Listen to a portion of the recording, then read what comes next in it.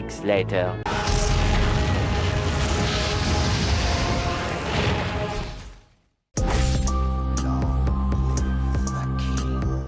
Hello and welcome back to another video. So, IEM Katowice has just finished, and even though there's only one team that made it to first place, there were a bunch of teams that came out as winners.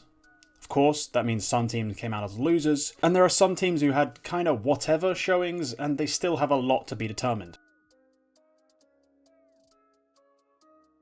The CIS region as a whole won this event. Gambit and Spirit both had the tournaments of their careers so far, and made it way further than anyone expected, Spirit making the semis, and Gambit of course winning the entire event. Virtus.pro also made it to the grand final, meaning 3 of the top 4 were from the CIS region. As impressive as Gambit's run was, it's Virtus.pro I want to highlight as the standout of this group. Over the course of the group stage and the playoffs, Virtus.pro lost both of their local matchups against CIS teams. In their stead, VP defeated NIP, Vitality, Furia, Team Liquid, and Astralis. If there was any lingering doubts about Virtus.pro's playstyle and how easily they can be counter-stratted, this event showcased how deep their playbook goes, across how many maps it spans, and truly how special their individuals are. Unfortunately, I am going to have to bring some doubts to the table.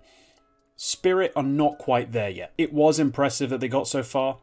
I'm still not sold on the team just yet. In the coming months, they're going to have to demonstrate that this wasn't them just catching everyone out by surprise, and that they actually merit their spot as one of the top 4 teams in the world. Team Liquid. No, I haven't drunk the Kool-Aid, and I'm not going to try to oversell this result. I am going to say, however, that this is quite exciting for NA Counter-Strike fans and for fans of Fallen himself. It's always a worry when a team loses a player like Twists, who is really skilled, brings a lot of impact, that they're not going to find the firepower to keep up with the other elite teams. The way Fallen played and the way Team Liquid responded to his ascension into leadership is incredibly promising, even if they did fall short in the end. Give this team a month or so to click, and I'm sure we'll see Team Liquid finishing 2nd, not 4th, just like in the good old days. And quickly, to round up the winners, Furia looked dangerous with Junior. I expect them to challenge the CIS overlords in the coming months. I'm going to kick this off with Na'Vi. They made it out of groups, which is nice, but then they got pretty much completely dismantled by Gambit in the quarters. The positives for them are Simple is still inarguably probably the best player in the world, but obviously we're still seeing this team inconsistency where no one else is able to regularly put up the numbers required to defeat other elite contending teams. G2 didn't make the playoffs, which should really be their minimum expectation for a roster with this many star names. They did, however, manage to get both Nico and Hunter to play not shit at this event, which is a far cry from their previous showings where it's either been one or the other, and occasionally neither. It's not panic stations quite yet for G2 management, but if this team doesn't perform in the ESL groups, roster changes will happen. FaZe, well, they didn't quite live up to my lofty expectations of making it out of the group stage, but they did at least put on a good show. This was their first event under Karrigan since his return. They didn't have much prep time, and I'm going to give them a lot of clemency on the results. If they had lost to OG, I would be talking about them as if they were losers, but it seems impossible to lose to that bunch, at least not on current form. For the number 1 team in the world to go out in 5th to 6th seems like a slight disaster, but it was still a decent enough showing by the Danes. They lost 2 series to upstart CIS teams, and I highly doubt they lose that Spirit series if they're given proper prep time, so overall, my Astralis stock, like my valuation of the team, hasn't changed that much. They're still one of the best teams in the world. They're not the all-conquering demigods they were 18 months ago, but still, worthy contenders. A couple of quick ones to round out the whatevers, because there's a lot of teams that fall into this bracket. Vitality brought back Apex at the last second. The turmoil of that probably didn't do them any favours.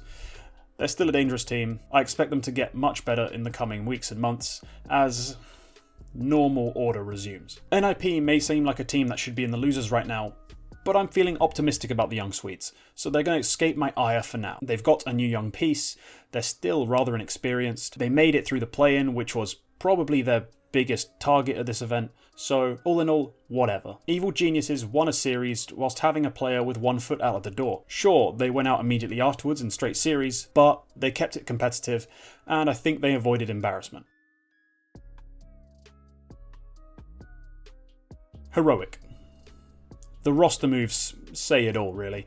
The team was one of the best in the world early on in the online era, and to see them struggle like this is worrying. Hopefully the fresh faces in the rifle department will turn them around a bit, because otherwise their titles are going to have the biggest of asterisks placed upon them. Mousesports had a pair of tough games, sure, but the pedigree of the players on this team sets a way higher standard than this. They didn't win a single map, and they didn't have a single player manage to put in a rating of 1.0. That's incredibly subpar considering the names and the titles we've seen these players collect. Yes, they need time, but a team with this much skill should really be able to at least win their own map pick once. What happened to Xantares?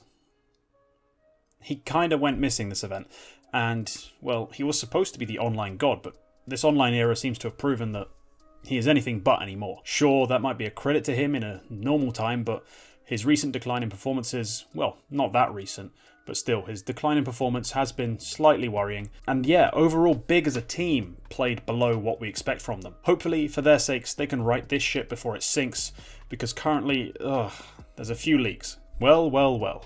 I've saved the best till last. After my little tirade about OG, the roster, and the players who are not doing their job, they've made a change. It's not the change I expected, predicted, or pushed for, but it's a change that has been well justified, and that isn't that unreasonable. However, their performance at IEM Katowice was abysmal, so expect maybe more changes to follow. They lost to a Vitality team that showed up with 5.5 men, and they lost to a FaZe side who had barely met each other. That's not good enough for a supposed super team. Alright, that's my 2 cents about the IEM Katowice results. If you enjoyed the video, leave a like. Leave a comment telling me who you thought did the best, worst, most average. Sub if you want to see more, and that's all for this one. Goodbye.